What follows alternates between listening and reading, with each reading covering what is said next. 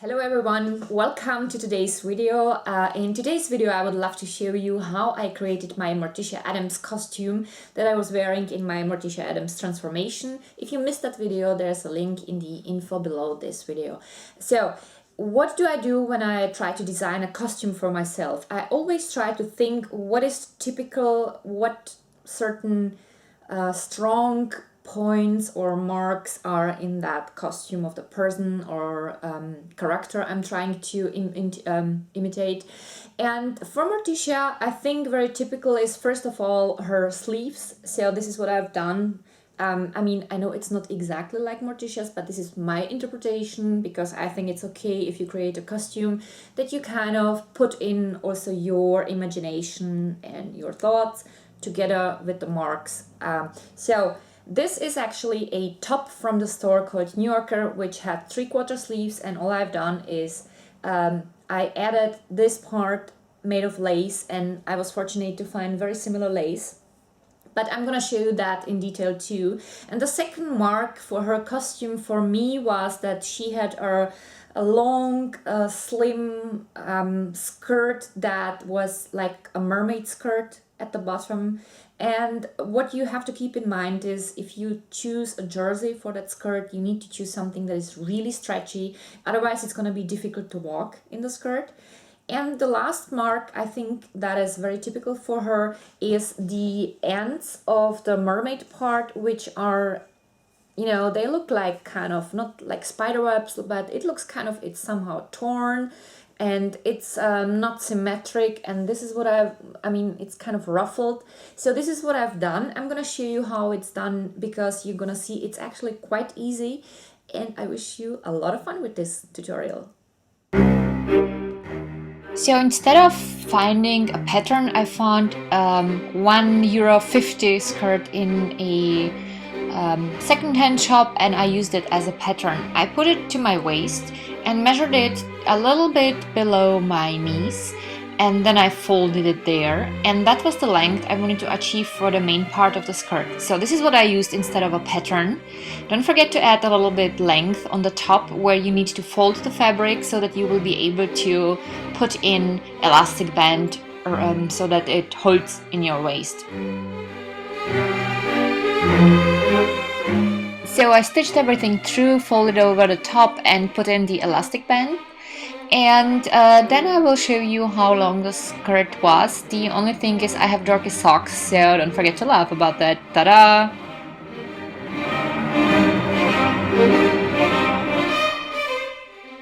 So my concept was to have a long part in the end that is a bit wider and a little bit shorter part in the front that is not as wide.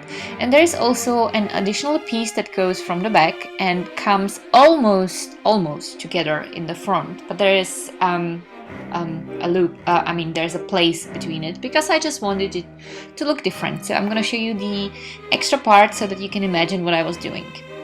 And you can clearly see that I cut it out so randomly pointy that it looks like it's a witch dress.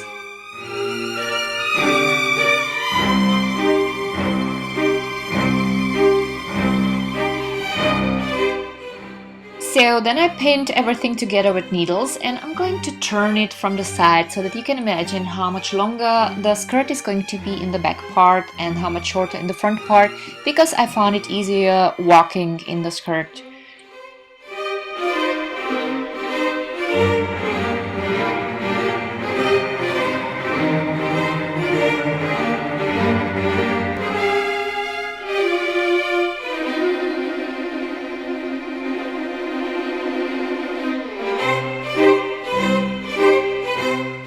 That I needed to stitch it on the skirt is obvious, but now the interesting part, how did I create the ruffles? So you need to use the zigzag pattern, and it must be very short. So I used the length number 1, this is how it's called, there's just numbers. And I always start at the top of the pointy part and kind of pull at the thread at the end and pull it longer and wider because the material is stretchy, and when you use the zigzag and do the same things over and over, so here you can see I grab the thread and now I'm going further and I'm stretching the material, and this is what creates the ruffles. It's actually very easy.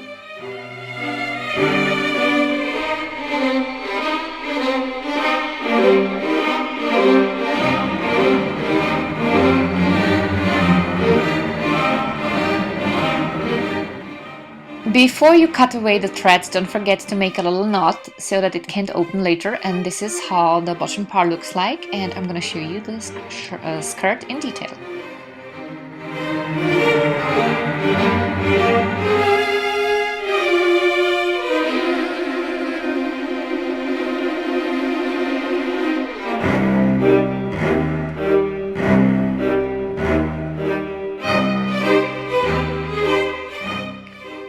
The top was the easiest part. I just bought a top, and I had similar lace at home, so if you don't have a lace top you can use just a jersey top, it doesn't matter, and then you can make the triangle part for your sleeves like that from any fabric that matches your shirt. So this is basically what I've done. I stitched that through, and I'm gonna show you where I put it on so you can clearly see I measured it so that I can stitch it together with the bottom part of the 3/4 sleeves, and that's about it. It's actually easy peasy, and this is the top.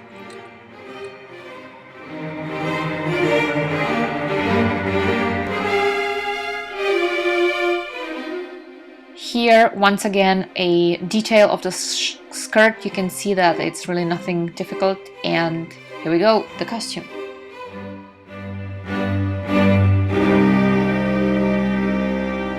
That was it for my Morticia Addams costume.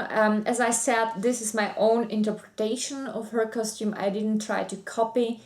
I tried to kind of use the original costume that you could see in the movies as a guideline and combined my own ideas with the design that was used in the films. I hope you liked that. If yes, then I would be happy if you left a comment or a thumb up. If you're new here, welcome. Great for you stopping by, and I hope you're gonna come back again. If yes, that would be awesome, and I would love to if you would love to subscribe. And if you're not a fan on Facebook and Instagram yet, if you want to, you can visit those pages and have a look. If you want to stay there, there are links in the info below this video. And I wish you a wonderful day. Thank you so much for stopping by, for your time, and for watching. And I'm looking forward to seeing you with the next video. Bye!